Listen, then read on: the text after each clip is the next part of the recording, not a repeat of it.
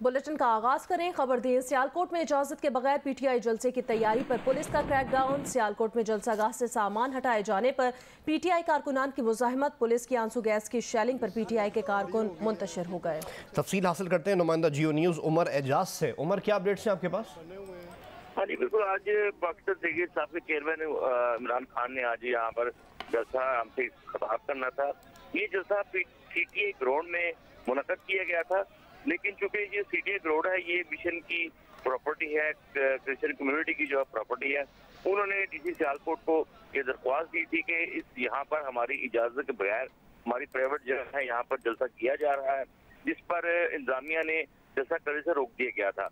आज चूंकि इंतजामिया जो है आज जलसा था, इसलिए इंतजामिया ने पीटीआई कारकुनान को वहां से काम करने, वहां पर जलसा करने से रोका गया।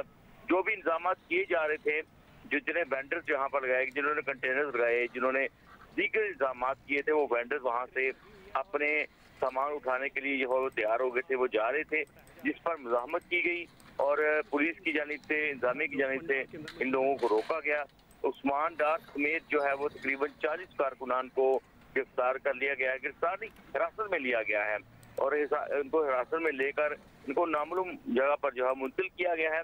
इसके अलावा आपको बताता चलूं कि जब ये ऐलान किया गया था कि पाकिस्तान तहरीक इंसाफ का जलसा यहाँ पर मुनक्कद हो रहा है, तब से सीटीआई ग्राउंड की जो इंतजामिया है, जो क्रिश्चियन कम्युनिटी है, उनका ये तब से मौकफ है कि ये क्योंकि ये ग्राउंड जो है ये मुख्तस की गई है मजहबी रसूमात के लिए, यहाँ पर कभी भी सियासी जो है वो कोई भी ऐसा प्रोग्राम या जलसा मुनक्कद नहीं हुआ, लिहाजा यहाँ पर जलसा नहीं मुनक्कद हो सकता। बहुत बहुत शुक्रिया उमर एजाज, हम अपडेट कर रहे थे। सियालकोट में इजाजत के बगैर पीटीआई जलसे की तैयारी पर पुलिस ने क्रैकडाउन किया है। मजीद अपडेट ये है कि तहरीक इंसाफ के रहनुमा उस्मान डार ने कहा है कि पुरअमन जलसा हमारा हक है। इमरान खान आज हर सूरत सियालकोट आएंगे।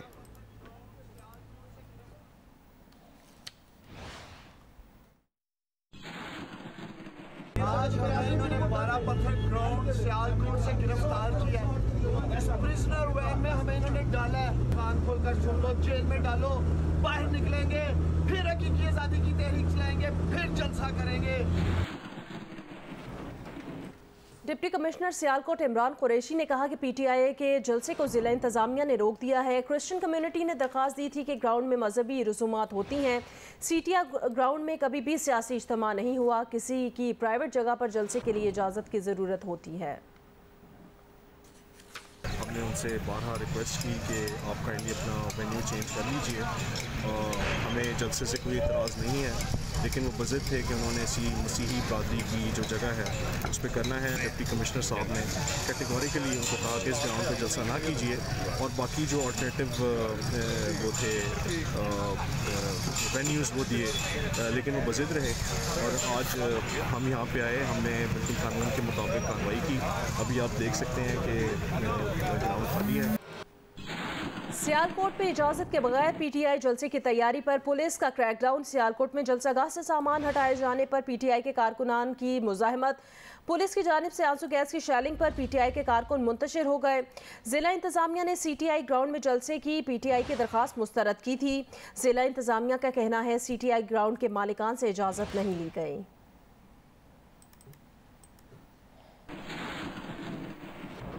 और अब कराची वालों के लिए अहम खबर। हब डैम से कराची को पानी फराहम करने वाली नहर में शिगाफ पड़ने से शहर को पानी की फराहमी बंद कर दी गई है। कराची के मुख्तलिफ इलाकों को आज से पानी की सप्लाई मुतासर होगी। नहर में शिगाफ बंद करने के लिए वापडा की टीम पहुंच गई है, लेकिन मरम्मत और पानी की फराहमी बहाल होने में 24 से 48 घंटे लगने का इम्कान जाहिर किया गया है। शदीद गर्मी में शहर के मुख्तलिफ इलाकों को पहले ही पानी की कमी का सामना है और लोग वाटर टैंकर खरीद कर पानी लेने पर मजबूर हैं।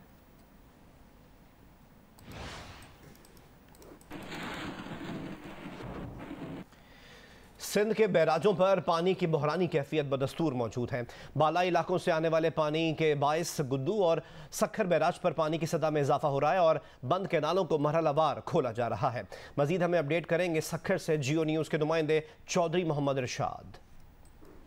जी, सिंध के बराजों पर पानी की भरानी की कैफियत बदस्तूर मौजूद है। ताहम गुज़िश्ता 24 घंटों के दौरान सखर और गुड्डू बराज के मुकाम पर पानी की सतह में इजाफा हुआ है। भलाई इलाकों से जो छोड़ा गया पानी है वो अब गुड्डू बराज में दाखिल होना शुरू हो गया है। गुज़िश्ता 24 घंटों के दौरान गुड्डू बराज पर 7500 क्यूसिक और सक्कर बराज पर 2000 क्यूसिक पानी में इजाफा हुआ है, जिसके बाद मजमूई कमी जो है वो 61% से कम होकर 57% पर आ गई है। जबकि गुड्डू बराज पर जो 100% पानी की कमी थी वो 91% पर है और सक्कर बराज पर पानी की कमी 53% से 40% पर आ गई है। इंचार्ज कंट्रोल रूम सक्कर बराज अब्दुल अजीज सुमरा के मुताबिक आने वाले दिनों में सक्कर से निकलने वाली राइस और दादू कैनाल को भी खोल दिया जाएगा। 2 से 3 रोज में गुड्डू बराज पर 8 से 10 हजार क्यूसेक पानी में मजीद इजाफा होगा। जी, पंजाब में भी नहरों में पानी की कमी के बायस काश्तकारों को शदीद मुश्किलात का सामना है। मुख्तलिफ इलाकों में शहरियों को पीने के पानी के हुसूल में भी दुश्वारी का सामना है। इस बारे में मजीद बताएंगे हाफिजाबाद से जियो न्यूज़ के नुमाइंदे मोहम्मद जमीर, बहावल नगर से अपडेट करेंगे फहद शफीक और कमालिया से तफसीलात बताएंगे अमजद सईद। जी, हाफिजाबाद ज़िला में हर साल चावल की काश्त वसी पैमाने पर की जाती है, लेकिन बड़ी नहरों में वाफर पानी होने के बावजूद यहाँ पर अभी तक शशमाही नहरों और राजबाहों में पानी न छोड़ा गया है, जिसकी वजह से काश्तकारों को चावल की फसल काश्त करने में शदीद परेशानी और मुश्किलात का सामना करना पड़ रहा है।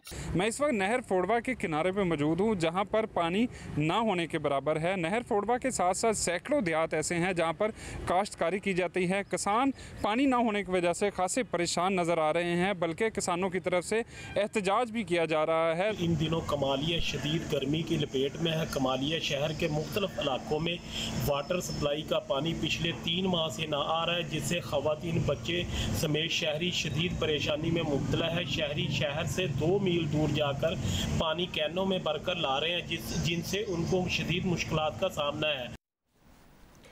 आलमी हिद्दत बेकाबू हो रही है। दुनिया 1.5 डिग्री की हद के पैमाने से करीब हो रही है। कहने को ये एक छोटा सा आदत है, लेकिन आलमी मौसमियाती तंजीम दुनिया को खबरदार कर रही है कि यह हद पार करने का मतलब है कि आबो हवा के असरात लोगों और दर हकीकत ज़मीन के लिए इंतहाई नुकसानदेह हो जाएंगे। हमें रिपोर्ट करेंगी उनीबा समीर शाह।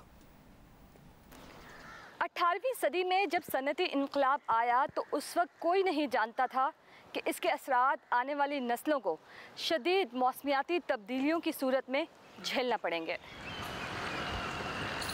2015 में मुआहिदा पेरिस हुआ। अक़वाम आलम मुत्तफ़िक हुए कि ग्रीन हाउस गैसेस जो कुरे अर्ज़ का दर्जा हरारत बढ़ाने का बायस हैं, इसके अखराज को कम किया जाए।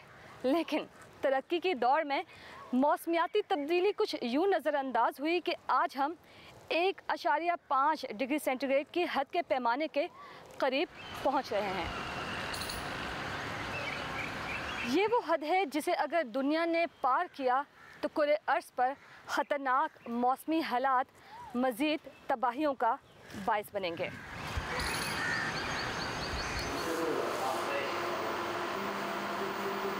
देखिए, असल में जो कबल सनती इनकलाब से जब आज की ग्लोबल वार्मिंग को कंपेयर किया जाता है तो इस वक्त प्री इंडस्ट्रियल ईरा जो 1850 से 1900 तक का ईरा कहलाता है, उसके टेम्परेचर उस वक्त के और आज के टेम्परेचर्स को जब कंपेयर किया जाता है तो 1.1 डिग्री सेंटीग्रेड टेम्परेचर राइज़ हो चुका है। प्री इंडस्ट्रियल ईरा से 1.5 डिग्री सेंटीग्रेड 1.5 डिग्री सेंटीग्रेड से टेम्परेचर हमने ऊपर नहीं जाने देना है। अदरवाइज़ 1.5 डिग्री से अगर आप एक्सीड कर गए तो फिर इसी तरह की एक्सट्रीम वेदर इवेंट्स देखने को मिलेंगे। आपको फ्रीक्वेंट हीट वेव्स मिलेंगी, साइक्लोन्स, ट्रॉपिकल साइक्लोन्स, हरिकेन्स और दूसरे जो टाइफोन्स हैं उनकी शिद्दत में इजाफा मिलेगा। सी लेवल राइज़ मिलेगा आपको ज़्यादा से ज़्यादा।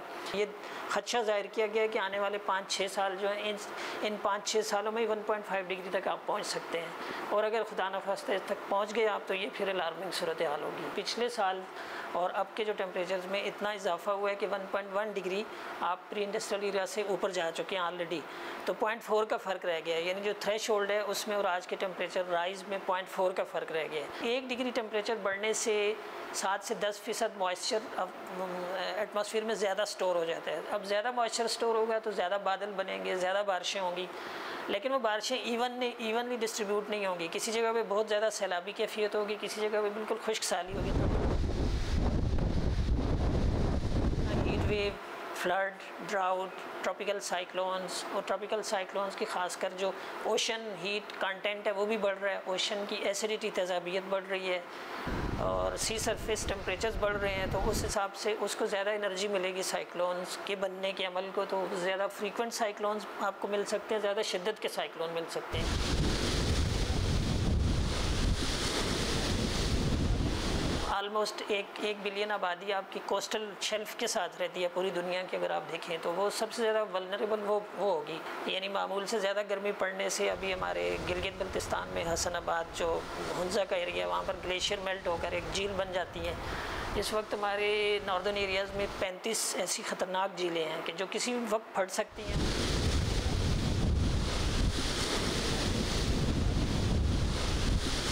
माहौलियाती तब्दीली दरअसल कुरे अर्ज़ की जानिब से इंसानी तर्ज़ अमल में तब्दीली का एक मुतालिबा समझा जा रहा है। कैमरामैन अल्ताफ़ हुसैन के साथ उन्नीबा ज़मीर शाह, जियो न्यूज़, कराची।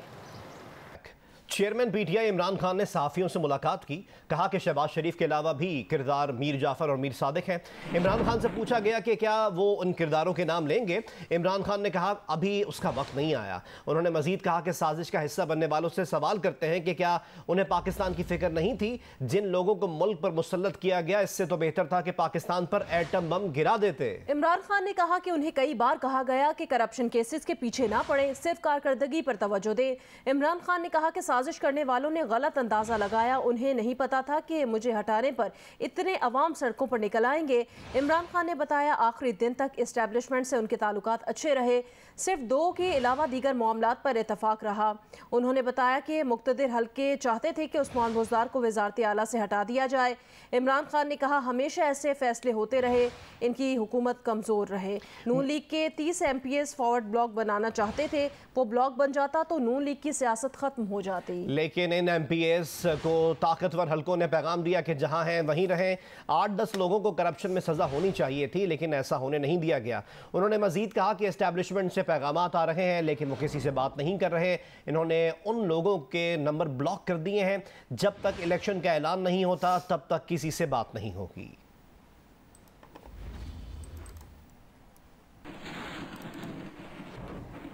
चेयरमैन पीटीआई इमरान खान ने सहाफ़ियों से मुलाकात में कहा जो क्रिमिनल्स लाए गए उन्होंने हर इदारा और जुडिशल सिस्टम तबाह कर दिया। कौन सा गवर्नमेंट ऑफिशियल इन मुजरिमान के केसेस की तहकीकात करेगा। नैब और अदलिया इनके कंट्रोल में है। अगर वो चाहते तो 8-10 अफराद को सजा देकर एहतसाब के अमल को मुस्तहकम किया जा सकता था। मुलाकात की कहानी शहजाद इकबाल की ज़बानी। गुफ्तगू में ये वाजे कर दिया है कि जब वो न्यूट्रल का जिक्र करते हैं तो वो न्यूट्रल कोई और नहीं है, वो पाकिस्तान की इस्टेब्लिशमेंट है। इसके अलावा इमरान खान ने जो बात पहले की वो सहाफ़ियों से दोबारा उन्होंने दोहराई और उन्होंने कहा कि मैं सोच भी नहीं सकता था कि ताकतवर हल्कों के लिए करप्शन कोई मसला नहीं है। मैं ये सोच नहीं सकता था कि इन क्रिमिनल्स को पाकिस्तान पर मुसल्लत कर देंगे, और ऐसा हुआ, बदकिस्मती से ऐसा हुआ। मजीद उन्होंने ये कहा कि इन लोगों को मुसल्लत करने से बेहतर था कि पाकिस्तान पर एटम बम गिरा दिया जाता। मुझे कहा गया, अक्सर मुझे कहा गया, उन्होंने ये कहा साथियों से गुफ्तगू में कि आप करप्शन केसेस पर फोकस करने की बजाय अपनी कारकर्दगी पे फोकस करें। इसके अलावा इमरान खान ने यह भी कहा कि नैब और अदलिया हमारे तो असर में नहीं थी, लेकिन जिनका असर था, अगर वो चाहते तो 8-10 लोगों को सजाएं हो जाती, जिससे जो एहतसाब का अमल है वो मज़ीद मजबूत होता और हालात मुख्तलिफ होते हैं। इसके अलावा इमरान खान ने ये भी बताया सहाफ़ियों से गुफ्तगू में, जब उनसे ये सवाल हुआ कि इस्टेब्लिशमेंट से उनके ताल्लुकात क्यों ख़राब हुए, तो उस पर इमरान खान ने कहा कि इस्टेब्लिशमेंट से मेरे ताल्लुकात आखिरी दिन तक ख़राब नहीं थे। सिर्फ 2 ऐसे इशूज़ थे जिन पर इख्तलाफ था। पहला इशू ये था कि वो चाहते थे कि CM बुज़दार को ओहदे से हटाया जाए, जिस पर उनका ये कहना था कि मैं हमेशा यही जवाब देता था कि अगर उनको हटा दिया तो पार्टी पंजाब में तकसीम हो जाएगी, इतनी ज्यादा धड़ेबंदी है कि कोई और शख्स काबिल कबूल नहीं होगा। दूसरी वजह उन्होंने इख्तलाफ की और डिसएग्रीमेंट की ये बताई कि वो चाहते थे कि साबिक DGI दिसंबर तक यानी सर्दियों तक अपनी पोजीशन पर बरकरार रहें। उसकी 2 वजूहात उन्होंने आज बताई, जो पहले भी जिक्र कर चुके हैं कि एक तो अफगानिस्तान का मामला था, दूसरा उनको साजिश का, अपनी हुकूमत के खिलाफ साजिश का जून से पता चल चुका था, इसलिए वो चाहते थे कि साबिक DGI अपनी पोजीशन पर रहें ताकि इस साजिश को नाकाम बनाया जाए। मजीद इमरान खान ने यह भी बताया कि कभी भी उनकी हुकूमत को मजबूत होने नहीं दिया, बल्कि ऐसे फैसले किए गए जिससे उनकी हुकूमत कमज़ोर रहे। उन्होंने कहा कि 2018 में जब उनकी हुकूमत कायम हुई थी तो उस वक्त नून लीग के 30 लोग, 30 MPA उनकी पार्टी को ज्वाइन करना चाहते थे और एक फॉरवर्ड ब्लॉक बनाना चाहते थे। वो रजामंद थे फॉरवर्ड ब्लॉक बनाने के लिए, लेकिन बाअसर शख्सियात ने उनको ऐसा करने से रोका और कहा कि आप जहां हैं, जिस जमात में हैं, वहीं पर बैठे रहें। एक अहम मौके पर जब उनसे ये पूछा गया कि क्या आप एस्टैब्लिशमेंट से कांटेक्ट में हैं, तो उन्होंने कहा पैगामात आते रहते हैं, लेकिन मैंने लोगों के नंबर ब्लॉक कर दिए हैं और जब तक कोई तारीख का ऐलान नहीं होता, इलेक्शन की तारीख नहीं दी जाती, तब तक जो है किसी से बात नहीं होगी। यानी कि वो बताना चाह रहे थे कि एतमाद उनका नहीं है। चेयरमैन पीटीआई इमरान खान ने कहा है उन्हें साजिश करने वाले एक एक शख्स का पता है, एक एक मीर जाफर की शक्ल इनके दिल पर नक्श है। प्रधान जलसे से खिताब में उन्होंने अटक जलसे की बात दोहराई कि जब उन्हें बैरूनी साजिश का पता चला तो उनके पास गए जो साजिश रोक सकते थे। शौकत तरीन को उनके पास भेजा जो खुद को न्यूट्रल कहते हैं, ताकि उन्हें बताएं कि साजिश का कामयाब हो गई तो मुल्क की मईशत तबाह हो जाएगी। अफसोस साजिश रोकने वालों ने कुछ न किया। वज़ीर ख़ज़ाना मिफ्ता इस्माइल ने इमरान खान को जवाब देते हुए कहा कि उन्होंने और उनकी टीम ने मईशत को तबाही के नहज पर पहुंचाया। पीटीआई हुकूमत के 4 बरसों में अरबों रुपए की चोरियां हुई, ऐसे फैसले हुए जिनसे मुल्क को अरबों रुपए का नुकसान पहुंचा। पिछली हुकूमत वाले LNG मंगवाना भूल जाते थे। मिफ्ता इस्माइल ने मजीद कहा कि उन्होंने 7000 मेगावाट बिजली के प्लांट बंद किए हुए थे। इमरान खान को जवाब देते हुए मिफ्ता इस्माइल ने मजीद कहा कि जितने बुरे मुआशी हालात इमरान खान छोड़ कर गए हैं, मुस्लिम लीग नून उन्हें ठीक करने की कोशिश कर रही है। इमरान खान अगर झूठ बोलना छोड़ दें तो मुल्क के सियासी हालात खासे बेहतर हो जाएंगे। इमरान खान माजी वाली मदद मिलने की उम्मीद करना छोड़ दें, सियासी मैदान में मुकाबला करें। इमरान खान को मईशत चलाना बिल्कुल नहीं आती। पीटीआई रहनुमा की बातों पर यह रद्द अमल है वजीर खजाना मिफ्ता इस्माइल का। मिफ्ता कहते हैं कि 4 साल में नाअहली और करप्शन सबूत है कि इमरान खान ने मईशत को तबाही की नहज पर पहुंचाया। मिफ्ता इस्माइल ने डॉलर की कीमत और महंगाई में इजाफे को इमरान खान के IMF से मुआहदे और उसकी खिलाफ वर्जी के असरात का नतीजा करार दिया। मिफ्ता इस्माइल ने कहा कि इमरान खान ने जो मुआहदे किए उनके चुंगल से निकलेंगे तो डॉलर नीचे आएगा और स्टॉक मार्केट ऊपर जाएगी। वजीर खजाना ने बताया कि पेट्रोल पर सब्सिडी से इस महीने तकरीबन 120 अरब रुपए के नुकसान का तखमीना था। इतना बड़ा खसारा कोई भी हुकूमत बर्दाश्त नहीं कर सकती। पैसे ना हो तो सब्सिडी देने के लिए मजीद कर्ज लेना पड़ता है। इस वजह से शरह सूद में इजाफे के साथ रुपए पर दबाव बढ़ रहा है। जितने बुरे माशी हालात इमरान खान छोड़कर गए हैं, मुस्लिम लीग नून उन्हें ठीक करने की कोशिश कर रही है। वजीर खजाना मिफ्ता इस्माइल का कहना था कि न्यूट्रल होना कोई बुरी बात नहीं। अदलिया समेत दीगर कौमी इदारों का न्यूट्रल होना इदारों का आईनी किरदार है। इमरान खान की आदत हो गई है कि फेयर प्ले ना हो। वजीर खजाना ने इमरान खान को मशवरा दिया कि माजी वाली मदद मिलने की उम्मीद करना छोड़ दें। आइंदा 48 घंटों में मुल्क की मईशत से मुतालिक अहम फैसले मुतवक्के हैं। वज़ीर दिफा ख्वाजा मोहम्मद आसिफ ने लंदन में तवील इजलास के बाद कहा कि हलीफ जमातों के मशवरे से फैसला करेंगे, अवाम को एतमाद में ले लेंगे, पीर तक कोई ना कोई फैसला हो जाएगा। मुआशी गुमगों की कैफियत ज़्यादा नहीं रहेगी, आइंदा हफ्ते मार्केट में इस्तेहकाम आएगा। वज़ीर ख़जाना मिफ्ता इस्माइल को मारूजी हालात के मुताबिक फैसला करना होगा। प्रोग्राम आज आज़ेब खानज़ादा के साथ में गुफ्तगू में कहा, पिछली हुकूमत से गवर्नेंस और मुआशी हालात ठीक नहीं हो रहे थे तो इसमें फ़ौज का क्या कसूर। अगर फ़ौज ने तय कर लिया कि उसे गैर सियासी रहना है तो उन्हें क्या तकलीफ है। ख्वाजा आसिफ ने यह भी कहा कि इलेक्शन जल्द कराने के लिए हुकूमत पर कोई दबाव नहीं। इशारों कनाइयों में जो बात हो रही थी वो बिल्ली जो है अब बाहर आ गई है थैले से। एस्टैब्लिशमेंट इसके साथ खड़ी रही है। उन्होंने अपनी रेपुटेशन जो है, अपनी रेपुटेशन दाव पे लगाई इस बंदे को सपोर्ट करने का। और 2011 से ये आपको भी पता है कि ये प्रोजेक्ट शुरू हुआ था इमरान खान का। अगर इनसे गवर्नेंस नहीं हुई, मुआशी हालात इनसे ठीक नहीं हुए और करप्शन जो है वो रैम्पेंट हो गई, इसके ऊपर तो फौज ने नहीं है मुदाखलत को इनको कहा कि ये करप्शन करो या मिस गवर्नेंस करो या ओब्लाइज करो अपने क्रोनीज को, अपने चमचों को ओब्लाइज करो, उनको लूट मार की इजाजत दो।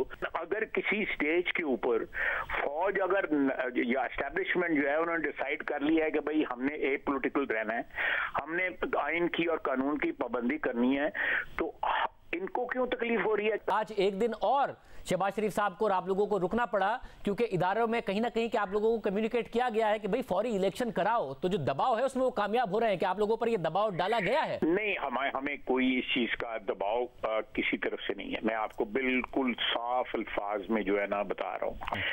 पाकिस्तान वापस चले जाएंगे, अपने हलीफ जमातें जो हैं, जो कायदीन जो हैं, उनसे मशवरा करके हमको फैसला करेंगे किसको पॉलिटिकली हम इस सिचुएशन को किस तरह वैल्यू इवेल्युएट करते हैं। अगर इस चीज समझते हैं हम कि नई मैंडेट की जरूरत है, एक सेकंड के लिए नहीं हिचकिचाएंगे, हम पिच पे नहीं लंबे पड़ेंगे, विकेटें नहीं उखाड़ेंगे और इस तरह इल्जाम नहीं करें देंगे। अब हफ्ता इतवार तो छुट्टी है, मंडे से आप फिर उसी अनसर्टेन एनवायरनमेंट में मईशत खुलेगी और 18 तारीख को मिफ्ता इस्माइल साहब ने मिलना है IMF से। ये चीज जो है ना मंडे को डेफिनेटली जो है इसका कोई ना कोई फैसला हो जाएगा। तो वीकेंड पे इंशाल्लाह ताला जो है हमारी कंसल्टेशन जो है कंप्लीट हो जाएंगी। मंडे को जो है इंशाल्लाह ताला सूरत हाल जो है वो क्लियर हो जाएगी। ये गुमगू की कैफियत अनसर्टेनिटी जो है ना वो इंशाल्लाह ताला मंडे को हम खत्म करने की पूरी कोशिश करेंगे। मिफ्ता को जो है मैंडेट जो है ये जो भी मारूजी हालात होंगे उनके मुताबिक जो है उनको मैंडेट देनी है। अगर ये गैर यकीनी सूरत हाल जो है सेटल डाउन हो जाएगी अर्ली